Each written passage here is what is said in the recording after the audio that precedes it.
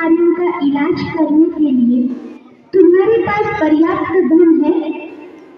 हे मानव, अब भी समय है, जागो, स्वयं को पहचान कर अपने मन का मालिक बन इन व्यसनों को आज इसी वक्त त्याग दो। यही हम बहनों की आपसे नम्र विनती है। आओ और अपना स्वर्णिम भाग्य जगाओ। अभी नहीं तो कभी नहीं, अभी नहीं तो कभी नहीं।